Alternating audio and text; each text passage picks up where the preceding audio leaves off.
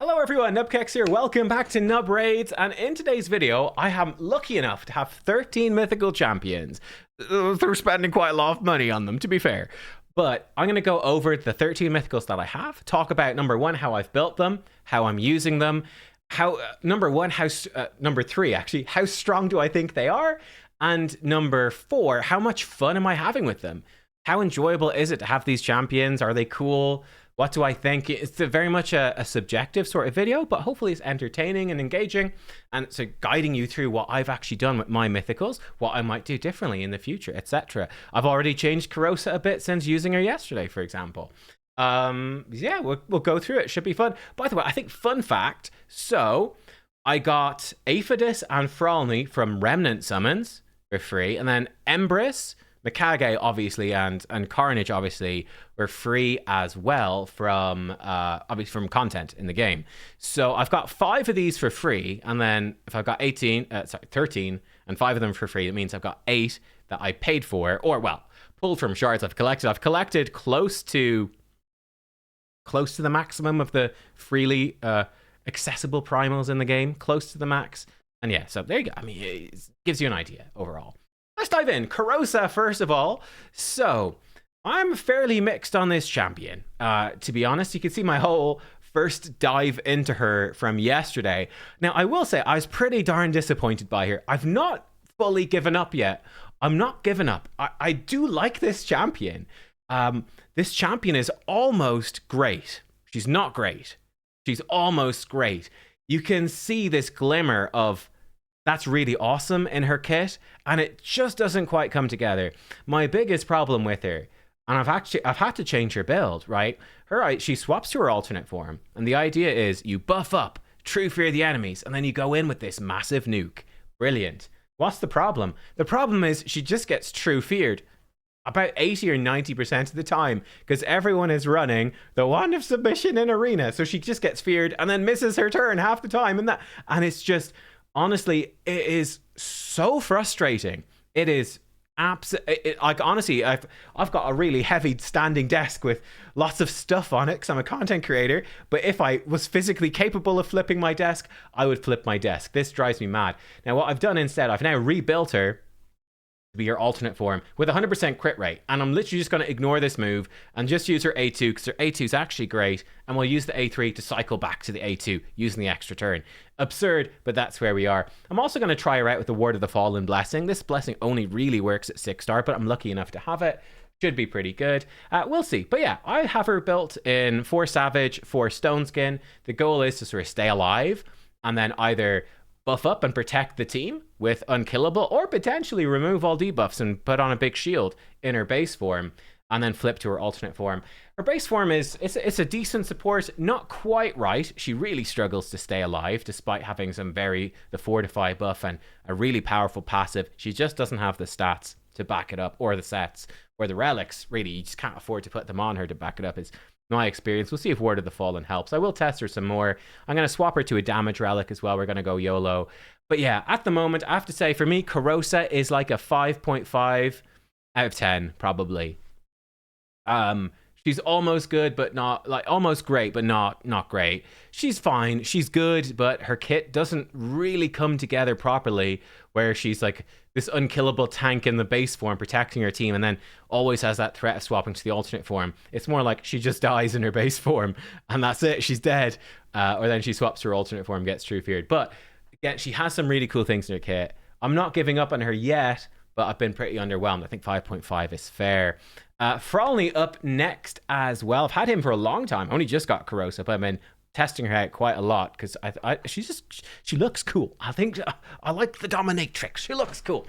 Frolni, he's very cool as well. I love his lore. You know, he's got this metal gauntlet that basically Iron Man, it like takes over his body, and that's what is like. You know, he's evil. He's an evil dwarf, and it's an evil gauntlet that like basically encases him in like Iron Man armor. It's a really cool story. He's not amazing either. Again, he's not terrible. His base form, he's a good HP nuker. He's got a really interesting passive. The issue with him that I have found is I just have better, right? I have Nice, I have Embrys, I have Predator now as well. Without even going any further, that's already 3 HP nukers that I have. And even though I have the 6-star soul on Frolni, he is just exceeded, noticeably so. Nice and Embrys are just noticeably better than him, despite Nice having a 1-star and Embrys literally not having a soul at all. They're noticeably better, unfortunately. And again, I only have so much gear, so many relics, etc. to actually make the most out of a nuker, so I don't use them that much. It's kind of sad. I did use him when I first got him. I used him for quite a bit to counter Siegfried, but it doesn't work anymore. So Siegfried, when he's about to be killed, he blocks the damage, gets blocked damage, he stops the damage, gets blocked damage for 2 turns, and then he's about to take a turn. Now, what you used to be able to do is you used to be able to come in with Frolni, and because he's got this double hit that steals buffs, you could kill, and it's a big single target nuke. You could kill Siegfried with the first hit, and that first hit would actually steal the block damage, and then you could kill him with a second hit. So he was a really, really cool Siegfried counter, and it was a great way to use him. I actually used him for a while. What's the problem? The problem now is that they're all running. I'm just fighting these 5-star Siegfrieds, and what happens there? Siegfried has Lightning Cage, and he has a 75% chance to stop the block damage being stolen. And now, instead of killing Siegfried, 3 times out of 4, 75% of the time, Frolni has failed and has actually just boosted Siegfried up to be in a position to one-shot the entire team by hitting Frolni with his A3. So in 25% of the time, he will still counter Siegfried. 75% of the time, he's getting you killed instead. Not great. Also, it's a bit rough that this has to be critical to repeat. It feels quite punishing. It doesn't really need to be. But yeah, look, he's an okay damage dealer in his base form. His passive is genuinely great. His alternate form is really underwhelming. The passive is actually really good as well. He reflects loads of damage back. That can be pretty cool. But apart from that, not very useful. Like ally protection on everyone and killable on himself. That's all he does most of the time. For a mythical. Like if an epic did this, they'd be like kind of useless, to be honest. It's just not great. His A2 is really good, but he just doesn't have that much going on here. They buffed his base form before. They barely I don't think they even touched his alternate form at all. He definitely needs another buff. I give Frolni, again, probably like a 5.5. He's a good HP nuker in his base form, but he just pales in comparison to a lot of the other ones. His alternate form, not very useful. And I'm sorry to say, like Corrosa, I think bare minimum, even if this build doesn't work out, bare minimum, I can slap her. A lot of people saying they slap her into 9-piece protection, ignore her damage entirely, just build her as a support, and she's useful for faction wars. Frolni, with Hilvi and Tormund now, he doesn't even make it into my Dwarf Faction Wars team. He doesn't make it in. It's a 6-star mythical. He doesn't even make the Faction Wars team. So yeah, doesn't mean he's absolutely terrible, but there's just he's not as good as other champions. I think 5.5 fits my vibe. He's okay. Now, I freaking love Karnage. Here we go. A 6-star mythical, and I absolutely love him. Karnage is so unbelievably good. I think he's so underrated. Like, I could not disagree more at these ratings. He is absolutely insanely good. I don't know where these ratings are coming from. Couldn't disagree more. In his base form, he is just absurdly good. One of the, like, block passives and block active skills are so good. And he can place them ignoring 30% resistance. But more importantly, the debuffs can't be removed. Then on his passive, he can debuff spread. If he kills an enemy, he debuff spreads everything and it can't be resisted. It's insanely good. This guy is bonkers, and he's counterattacking on his A1, which can be spreading debuffs as well. Oh man, he's just this debuff machine. The only thing that feels a bit bad with him is he's got 30% ignore resist here, and then this A2 has no ignore resistance. And you know, if you're running him in a speed team, which can definitely happen, if you do, you know, if you get unlucky trying to remove their stone skin, again, you can be sat there going, man, they're like, their damage dealers are under stone skin. What can I do? You can attempt to steal their stone skin. You can steal all buffs, but you got a baseline 50-50. That the stone skin's going to block it, and then God help you if they have lightning cage like this. There's at least a 50% chance they stop it. So now it's a 1 in 4 that you steal it. 75% of the time you fail. If they've got a 5-star lightning cage, I actually should make that more clear with Frolni. If they have a 5-star lightning cage, it goes up to a 75% chance to stop it. So that's on top of the stone skin 50-50. So now you've got, like, I don't know what it is, like a 10% chance to actually steal the stone skin. It's kind of miserable. So that's a bit of a bummer. He could just sort of suck against that. But he's just insane debuffs and pretty good damage. So useful. I love his base form. He is great. And then his alternate form is this monstrously good damage dealer. He ignores 10% defense for every debuff. He has almost 2,000 base attack. He is just slamming out the damage like crazy, and his counterattacks are so good. I'm using him in the event dungeon to just mow the boss down, just machine gun him down with counterattacks. He's fantastic. And he's just brilliant. I love him. He's one of my favorite champs. I've been tempted to give him a 10 out of 10. I think Karnage is just amazing. He's so good. I have him built like this at the moment. So damage with good accuracy. Again, he's ignoring 30% resistance. So with it, I mean, if we include, he's going to get a little bit of a boost from these two masteries right here. So he's probably going to be close to 600 resistance. And if he's ignoring 30, like a third, he could probably debuff people at 900 resistance right there, which is pretty sweet. Yeah, I love my Karnage. This is his build. You could even swap him into accuracy, to be honest. You could drop his damage some and build him for accuracy. I do like him to have some damage so he can actually kill and get the debuff spread. And I love the damage for the alternate form as well, but it's not necessary, right? Yeah, he's brilliant. I love Karnage. I don't know if I showed Frolni stats. These are the Frolni stats. Like, he's in good gear, right? But I just don't find a use for him. I don't even know why I still have this gear on him, to be honest. Galleus is up next. The chicken.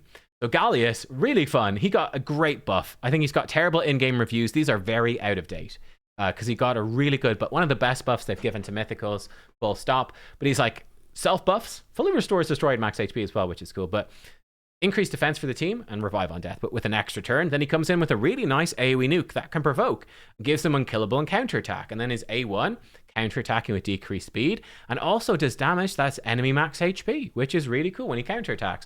So he's got this really cool boss killing thing and really good for wave content. Provoking an enemy max HP against these really tanky waves is beautiful. He's got like a great like reflect damage and healing passive too. Fantastic in his basic form. In his alternate form, he's immune to all this crowd control, which is amazing as well. And he resets skills when he kills an enemy. He has an A2 AoE, decreased defense, can't be resisted. And then he does more damage and steals turn meter. That can be resisted, by the way, so you need some accuracy for that. And then his A3 AoE attack that ignores block damage. Does more damage for buffs, decreases enemy buffs. Beautiful stuff. A1 is really cool as well, extra hit and decreased defense. Such a good champion, so strong. And like, it's something I love with the Mythicals. Like Karnage, I'm like, okay, Karnage is debuff spreading these kind of like these protected debuffs, block passive, block actives. That stands out so much. Frolni, before Lightning Cage fucked him up, right, was basically been like, okay, I can really nuke down a single target like a Siegfried really well. Now, again, it doesn't work, but there was an inkling of something unique there. Galleus has it with this ignore block damage, which is really, really cool, which I love. So he's great. Such a great damage dealer. The main problem with him, for me, I even though I love him, I'd still probably give him like an 8 out of 10. He has one big glaring issue, which is an issue similar to what I said about with Frolni. And Frolni, right, I've got other HP damage dealers. They're taking the better gear. How do I gear them up? The glaring problem with Galleus is he is a defense-based damage dealer who needs accuracy, at least some of it, in the same faction as Marius, who's a defense-based damage dealer, the best legendary in the game. He needs the exact same gear. And for the longest time, I've got some now. It's not great. Double flat attack. Not great. And we've got a 5-star thing. I've only, after months, finally got some pretty rubbish, but got some stone skin gear for Galleus. But I just couldn't really use him much for the longest time because he needs the same exact accessories as Marius, and I've not been lucky. I just don't have them. I finally got some bad ones now, but at least I've got them. Make a viable build for stone skin and lethal, but that has held back my enjoyment of Galleus. I've basically been able to use him in Siege. When my Marius is used up in Siege, I can swap his gear onto Galleus for Siege offense, and that's been really fun. But in live arena and stuff, like, I haven't been able to put him in stone skin, which really holds back his viability. But I've got him in stone skin now, and he's got quite a solid build, and his alternate form is very similar. He's got a Coronet of Gloom right now. I'm actually going to move this onto Corrosa, help her stay alive. And give her some damage as well. I'm going to give him some other damage relic, but he's pretty cool. One fun thing, you can give him a wand, and the wand, hilariously, even though he's immune to all crowd control in his alternate form, it will still reflect the crowd control back, because reasons. Because wand is fun. But yeah, Galleus, love Galleus. He's freaking fantastic. But yeah, held back by Marius, unfortunately. So for me, he's probably an 8 out of 10 for fun, but he's a top tier mythical. Next up, we've got Aphodus. Pulled him fairly recently. Now, he's not one of the strongest mythicals in the game, but I tell you what, he's one of my favorites. I love this guy. He's great. I'm a huge fan of Aphodus. He's the way I describe Aphodus, he's sort of like if Ninja and Thor had a baby.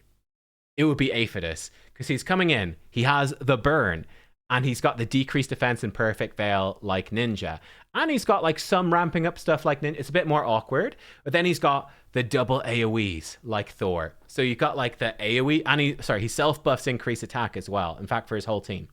So he's got the self buffing and AoE damage of Thor with all the utility debuffs of the Ninja and some ramping stuff. Put them together, you get Aphodus. He's really freaking cool. One slight bummer, this is a little it's a little awkward to maximize his passive. It's so strong when you get it going, but it's awkward. Like for every burn debuff on the enemy team, he gets 10% crit damage up to 100%. You need 10 enemies, so you're talking spider dungeon. That's it. It's still good elsewhere. Like if you 4 enemies burned, it's still 40% crit damage. Pretty nice. It's like having a necklace almost, but. Yeah, it's maybe a little bit of a bummer you can't maximize this. He can permanently decrease enemies' defense. Super cool. He can also ramp up his attack to 50%. Again, it takes a while to get going, but it's pretty cool. I'm a big fan of Aphodus, especially it's slow in single target, but I love Aphodus. He is amazing. He's also got nice, quick, snappy animations. His A1 is super cool. So I'm using him to like farm campaign, farm Minotaur. I don't need him. Like I could just use Marius, but he's fun though, right? He's just really fun. I think he's great. I have a blast playing with Aphodus. He's also very good for Chimera. I haven't worked him into a Chimera team yet, but I need to. Very good for that because unlike Ninja, he does ignore some resistance on this move. He can extend debuffs, which is really cool as well. And again, providing increased attack for the team is a nice bit of utility that Ninja doesn't have. So pretty cool. His alternate form is not what I expected at all. Again, I love the visual design. The alternate form is not great. What is the problem? It's similar to Corrosa. That Corrosa's base form wants to be this really tanky tank. But because you're building her for damage for her alternate form, her base form, despite having really strong passives, just falls over dead. Now, the thing about Aphodus, he does turn attack into defense. So realistically, he gets 1 point of defense for every 2 points of attack. So like in his alternate form for me, he has 6,000 attack, 4,000 defense. So he's getting an extra 3,000 from his attack more if he had increased attack. So he's coming in baseline with like 7k defense for me. It might surprise you. He's a monster. He's actually a really good damage dealer. He actually hits really hard in his alternate form, which is not what I expected at all. But he hits really hard. He actually does a surprisingly high amount of damage, which is cool because of this, right? Really nice. But he's supposed to be this tanky tank, provoking enemies with strength and increased defense, even more defense, right? And, when he's getting hit by enemies, he can put weaken. He's got a chance to stun them. Lovely. I tried him out in Faction Wars, right? He just falls over dead because, yes, although he's got like 7,000 or more defense, he could have 10,000, loads of defense. He has no HP whatsoever. So he still gets wrecked. He still gets demolished. Or like he's putting out 2 continuous heals on everyone. But he doesn't actually have much health, so it doesn't heal for really that much on him. It's quite weird. But yeah, he's quite a cool champion. Again, he can help you with Chimera because of the increased defense for one of the trials. Increased accuracy can help out a bit, but he sort of only puts it on one person. Puts out a bunch of buffs as well, which is cool. So he's very nice for that. But I find his alternate form, don't use it too much. It's much easier just to stay in his basic form and just ramp up the passive and just keep cycling and just deleting people, right? For wave-based content, just go all in on damage and just blow shit up. And he's amazing for Faction Wars. So yeah, for me, in terms of enjoyment, I mean, gosh, I'd have to give Aphodus maybe a 8.5, maybe even a 9. Like, I love this guy. In terms of power level, he's stronger in like some of the easier content. Like, he's not really much use for Arena at all.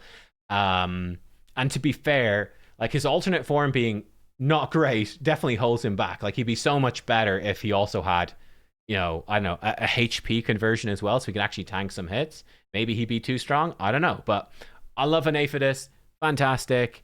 Yeah, he's I really, really like him. I really do, surprisingly. Next up, Lazarius.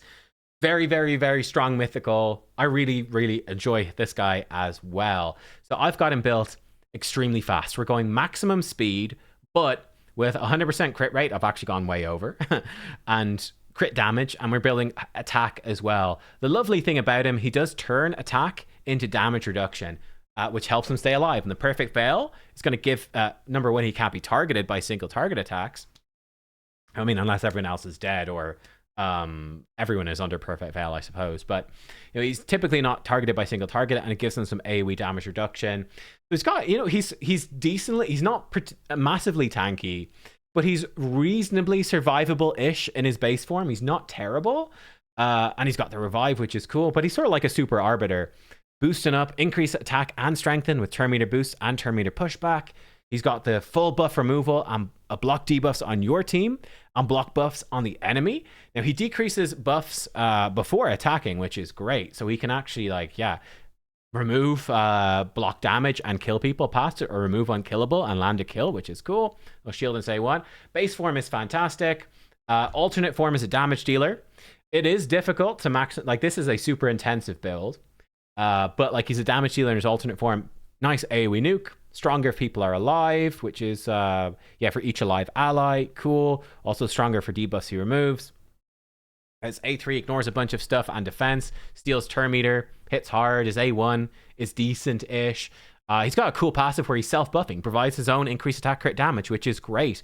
The increased crit damage especially, making up for the low crit damage that you're building, because you're going to need crit rate gloves to try to get his speed high enough. So he's lovely. It makes a lot of sense. He's a beautifully synergized between the two forms if you build him like this. It's very intensive to build. It is held back, to be unfortunately, by the 6-star. Not having 6-star, you're missing 20 speed, which is a big deal. So I definitely lose some fights because he's just not as fast as, like, you know, he might get outsped by an Arbiter or a Shuzen, who can have faction guardians and 6-star souls and stuff, and I don't have one, so it's a bit of a downside. I'm not going to hold it against him too much, really, though. It wouldn't be fair, I think, in this case. But yeah, no, he's really lovely. He's a great champ. Crown of Corruption.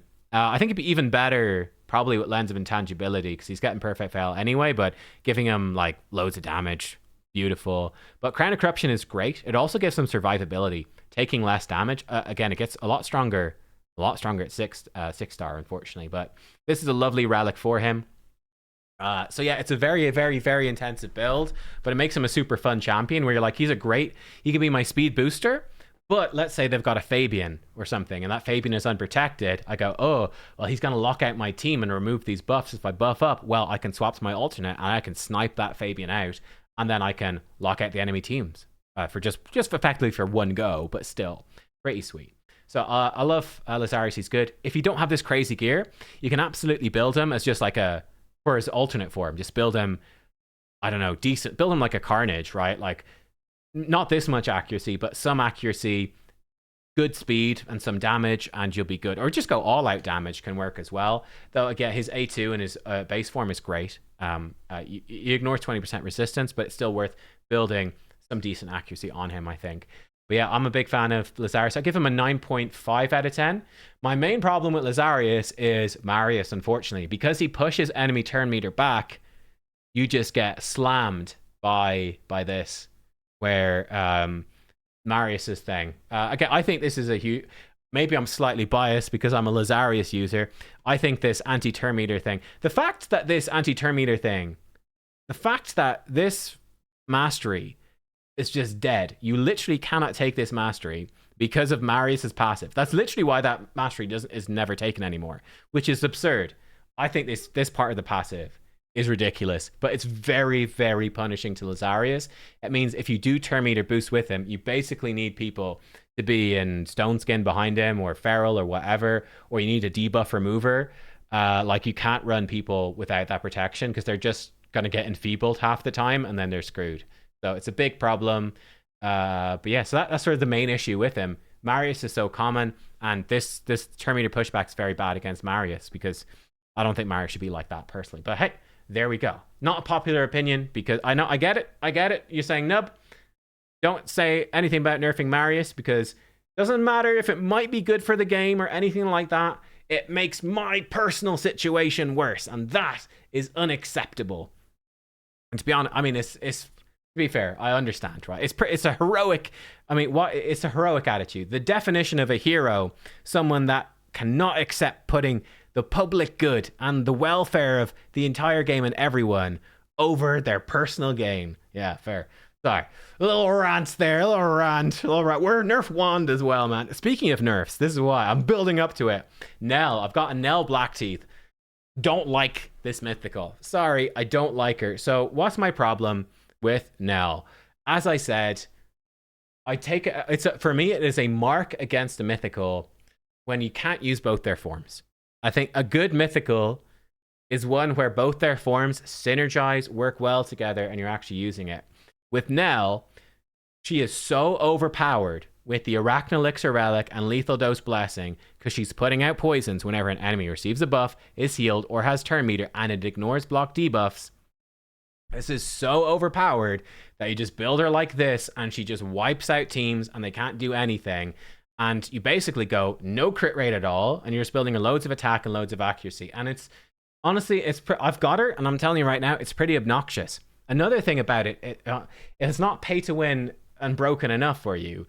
I've got a 4-star blessing. I legitimately think she is twice as strong with a 6-star blessing than a 4-star. And you might be saying, no, that's ridiculous. But no.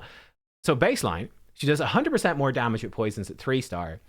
It's 200% more at 5-star. And that is most of what she does is killing people with poisons and Arachnelixir and this. So she is straight up by going from 200% poison damage total to 300% total. She's 50% multiplicatively better, 100% additively, but like she's 1.5 times stronger at 5-star than at 4-star, right? I think going to 6-star including everything else, pushes her up to 2 times stronger, basically. But she's most of the way there just from that 5-star thing alone. But then when you factor in the 90 accuracy, you factor in the 20 speed, and the 35% ignore resistance when placing poisons, which otherwise is a weakness. She doesn't have ignore resistance baseline. Giving her 35% ignore, you could just pump her stats up. Otherwise, I think she's legit twice as strong, which is just horrible. I don't know, like, hands up, who enjoys fighting against 6-star Nells in arena? I don't know. Maybe someone does, but I think it's kind of dumb. So yeah, I don't like, and the other thing I don't like about her is that her alternate form is a damage dealer, like a crit nuker, right? It's about crit nuking and hitting really hard, but it's totally useless. This form sucks. You cannot use it because her base form is so overpowered with the Arachnelixir and Lethal Dose. It's so OP that you can't build any crit rate. So her alternate form does nothing. It's a disaster. Again, I don't know. I genuinely don't know. I think, again, they really should nerf this stuff, but I think there'd be so much nerd rage that they probably never will. So, yeah. I don't know what will happen with Nell. I think if they reworked the Arachnelixir base form nonsense and they made her alternate form way stronger, I think she'd be a much more interesting champion. Where like you're doing cool support stuff in her base form, then you swap into her alternate form, and her alternate form is this big damage threat. That could be really cool. It is a viable way to play. Like, it's not awful. She's an okay champion if you build her like that. But the issue is she's so OP. Building her this way, why would you ever build her any other way? It's just, although building her as a more normal damage dealer is viable, it's so suboptimal that you never could or should or would. Which is sad. I think it's sad. So yeah, I don't enjoy her much, to be honest. And yet, like, I mean, sure, if I had a 6-star blessing and I'm just stomping over people in a very unfair way, there's some enjoyment out of that. But no, I just don't like her, to be honest. She's super strong, no question, but she's not super enjoyable. Arbais, just pulled her, very new. I've got 1 Starstone, haven't been able to give her a good relic. I'm gonna give her a Hallow Tilt, by the way, for the main stat speed. And she does healing. I'm not sure if this counts with her continuous heals, but either way, I think a Hallow Tilt is good. Main stat speed. So trying to build her high speed. I'm a little bit lacking on the gear, so for my level of play, this is very slow. So yeah, and again, because she's only 3-star, she doesn't have quite enough accuracy. Like, it's enough to work, but not enough to excel. And I don't have any mythical books for her at the moment, unfortunately.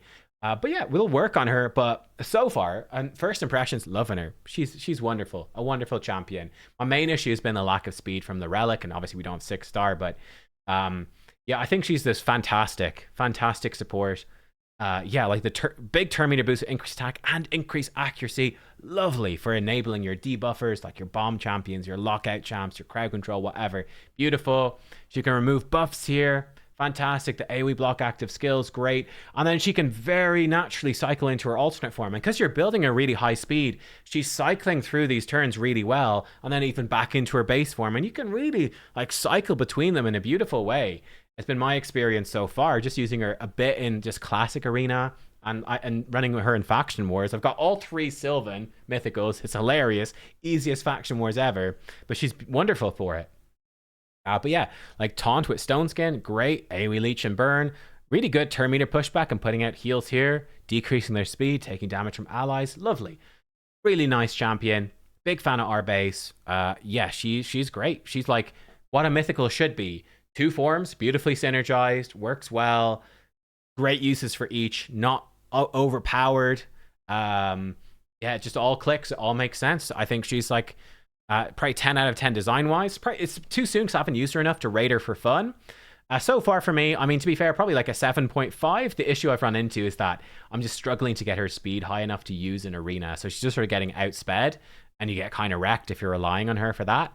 So that's more of a gear problem. I'm sure when I fix her gear, from what I can see so far, I'm expecting her to jump up to like 9.5. Maybe even a 10 out of 10 range. We will see. But I'm thinking she's lovely. Likely very useful for Chimera as well. Again, I also need books for her. We'll see. Fjorad Wolfheart up next. A lot of people hate this guy. I don't hate him as much as most people. Now, Fjorad, he has the same problem as Corrosa, where he is a damage dealer in his alternate form, but he is relying on freeze. What is the problem? The wand of flippin' submission, baby. Oh my god, it is infuriating. I've tried to use him a bit, and it's tear your hair out, flip the table. I'm trying to freeze the enemies to set it up, and I get frozen instead. Obnoxious. It's the same, and it's the problem consistently. It's the same with the Sir Nicholas. They buff Fjorad, they buff Sir Nicholas. Same problem with Sir Nick, an insanely great champion, and the wand makes him infuriating to play. It just sucks the fun out of it. It really sucks the fun out. But Fjorad, he's a great support in his base form. I've just built him for that. It's what a lot of people are saying they do with Corrosa. I'm like, he has some damage, but he's basically, I don't really care about the damage. I'm just using him for his support because he's really good. He's got AoE freeze with decreased speed and a turn meter pushback. If they're Galen packed, it's a 2-turn freeze and a 50% turn meter pushback. That has an extra turn built in. Block debuffs and increased speed. So it's decreased speed, increased speed. He's your block debuff champion. Gives everyone cooldown reduction. He's got potentially a 4-hitter A1 that can freeze. And yeah, he can freeze enemies when you get debuffs.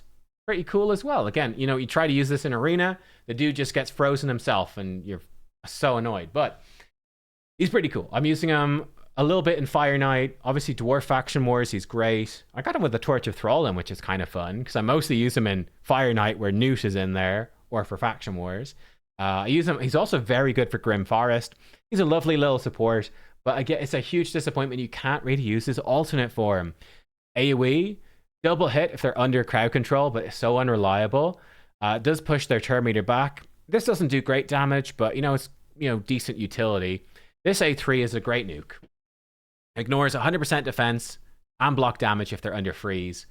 Again, that should be a great thing to use, but the problem is you just get wanded and he can't reliably get this, and it's infuriating. So it's not even worth the hassle. If he kills an enemy under freeze, he blocks revive and freezes everybody else. But again, he just gets frozen half the time.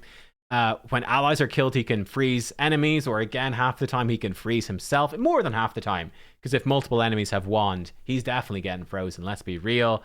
His A1 got buffed. I mean, it's a nice, but just wand. I mean, I'd love to revisit. If wand didn't exist, it'd be interesting to try him out. He would have pretty cool potential then. But because wand exists, I think it's better to just ignore this alternate form in most contexts. It's just not worth the hassle. It's not worth the frustration. So for me, Fjorad, he's like a 7 out of 10. He's a wonderful support in his base form. He's actually super useful. He's great.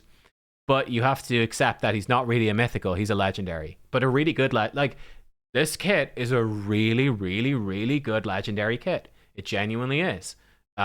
Like it's probably, I think he's better than like Necmo or Aestrid or anything like that. It's really genuinely very good.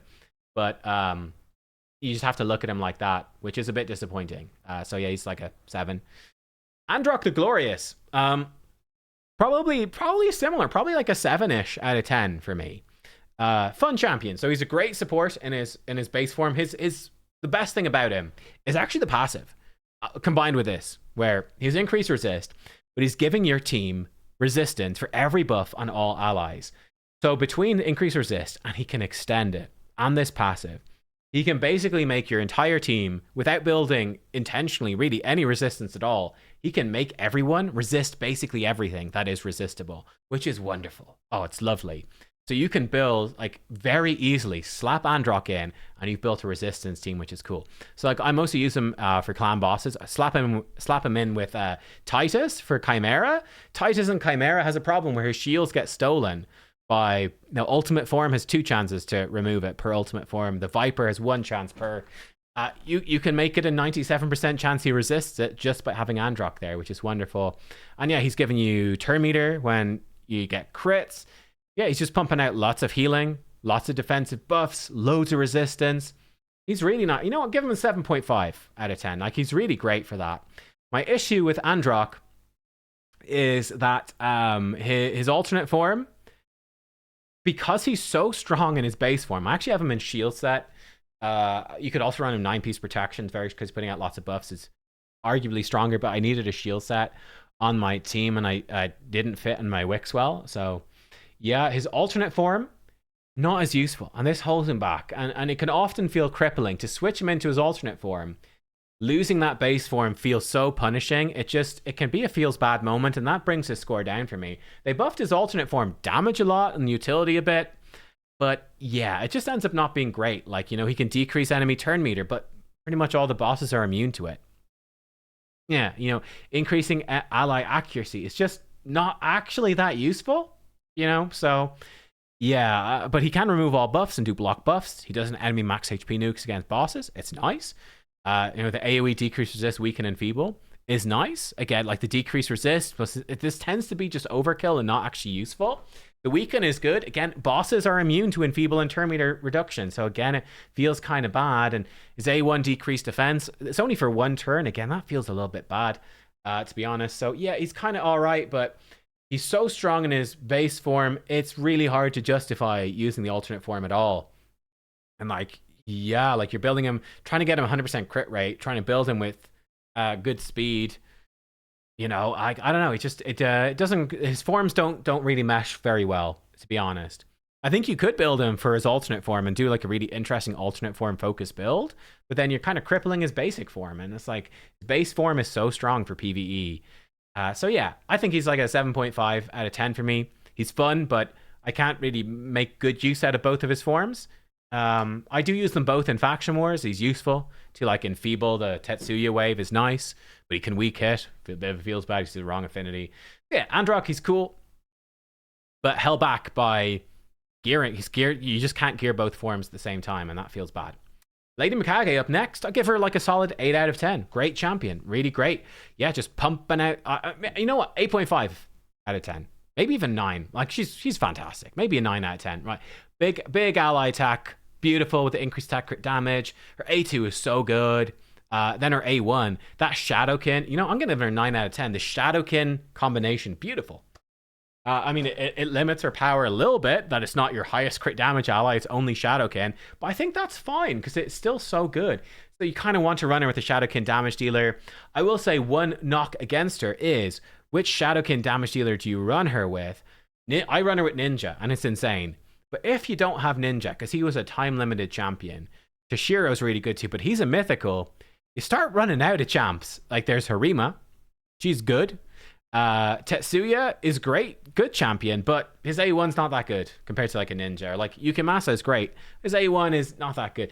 Like Iyasu might be the other one, but there's a little bit of a lack of great champions to run with her if you don't have Ninja.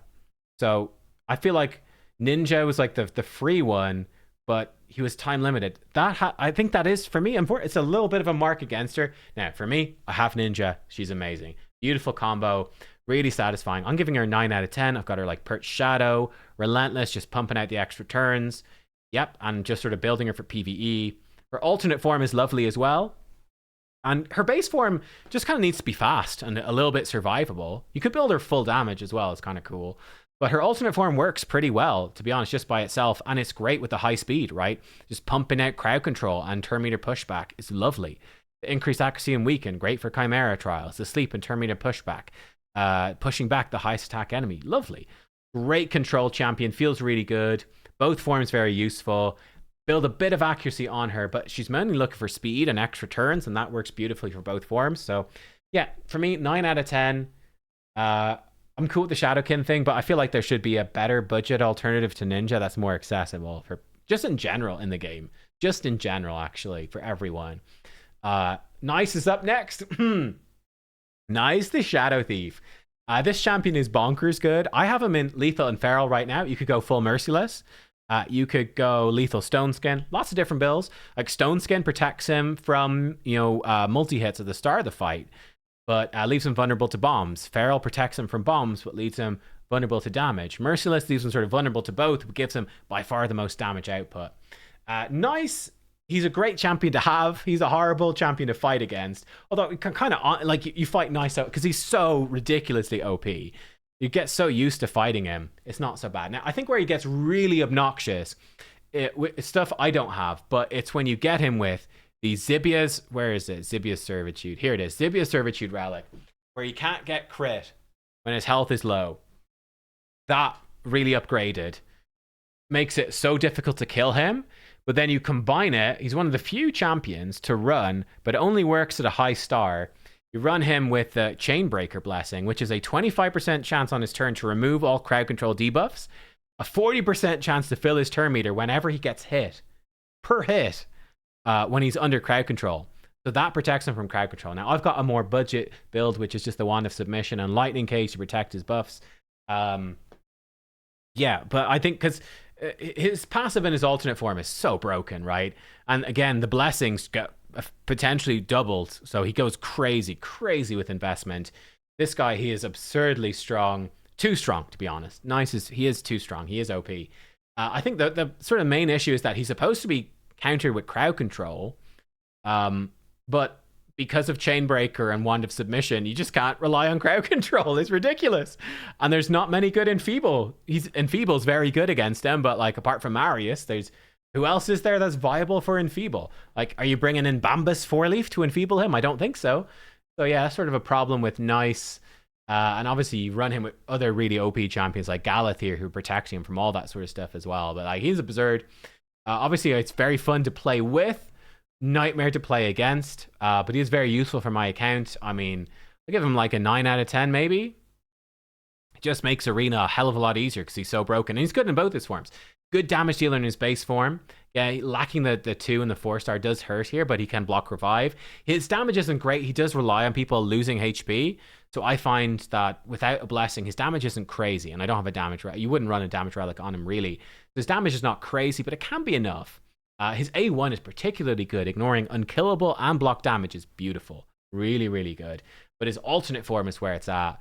Just a monster, just disgusting, and just solo fights by himself. Yeah, like, he's great to have on your team and he's obnoxious against it. So it sort of depends. It sort of depends. I think you love him if you have him, you hate him if you don't sort of champion. He's that sums it up, really. Embrys, finally. Embrys, the final one, the free one that most people will have. Such a good champion. So good. I don't have a soul for him, and he's still really good. Now, I'm not using him too much at the moment because I've got Nice, and I've got a 6-star Predator, and obviously a 6-star Marius. So my 0-star Embrys is struggling to get picked, but it's a nightmare because it means you fight against him, right? But he's so, so good. I think one thing that was overhyped was his remove Stone Skin thing, because he can guaranteed remove Stone Skin, which is really strong. What's the problem? People with 5-star Lightning Cages, I fight loads of the time, they have a 75% chance to protect it. So his Stone Skin removal ability ends up actually not being very useful in a lot of situations. It is sometimes useful, but not always. he's mostly used to swap into his alternate form, where he's an amazing damage dealer. Again, I think that he's not designed all that well. I think there's a couple of mistakes in his design. So, coming back to his design, and maybe you don't see this as a mistake, but I do, where, you know, he also scales his damage off accuracy in his alternate form. You know, double damage if their accuracy is lower, ignore 50% defense if their accuracy is higher. The thing is, this ignore 50% defense is so much more powerful than the double damage that you just don't build any accuracy on him, which is quite silly. That's my design problem with Embrys. That doesn't make sense.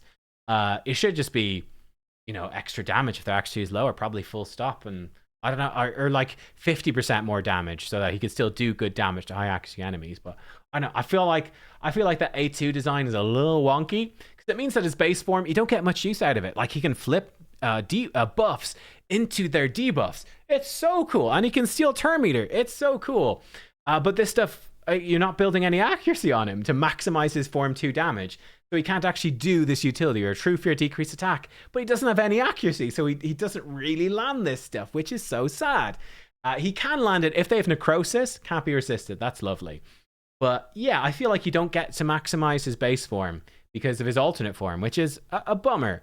That being said, he's still amazing. His base form is ridiculous actually in PvE because of his passive. Popping those Necrosis stacks, that is so strong for wave-based content. That feels really good. Also, another small knock against him, you cannot place Necrosis against bosses or their minions. So he feels pretty bad against bosses, which is kind of a bummer.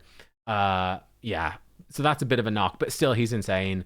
His A1 is ridiculous. The double hit, if there's Necrosis out there, block revive. His passive is really powerful. He is an insanely good champion. I'd be giving him like a 9.5 out of 10.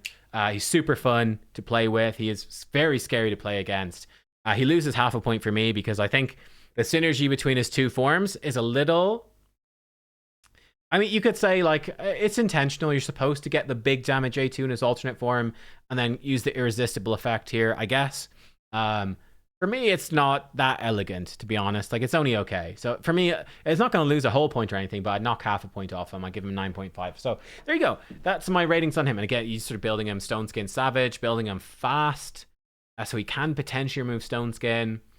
His build is good, but I mean, if he had a blessing, he'd be insane. And yeah, sort of typical stuff, really. So that's Embrys. So there you go. They are all my mythicals. So I probably surprised a few of you with the rankings, to be honest. Like, I'm going to guess that I rated probably Aphodus and Fjorad higher than you expected. And I was probably harsher on Nell. And I don't know, probably harsher on maybe on Nice than you expected. But let me know. What did you think? That's how I feel about the mythicals that I have. And broadly speaking, the amount of fun that I have with them. But yeah, they are the mythicals. On the whole, they are for me, they are generally the most engaging and interesting champions in the game, because there's basically, it's like 2 champions worth of decision making and stuff in one, which is really cool. I think they've got, when they work well, they've got great potential. When they don't work well, not so much. So it depends. But yeah, let me know what you think. How do your builds compare to mine, etc., etc. Give me your thoughts. Yeah, just give me your thoughts on all this, but that's where I'm at with mine. Again, you can also find my builds are linked in the Hell Hades optimizer link in the description down below if you want to double check them and see it more up to date if you watch this video a few months down the line. There we go. That's everything I've got. Thank you for watching. Hopefully you found it interesting, and I'll see you all next time. Goodbye.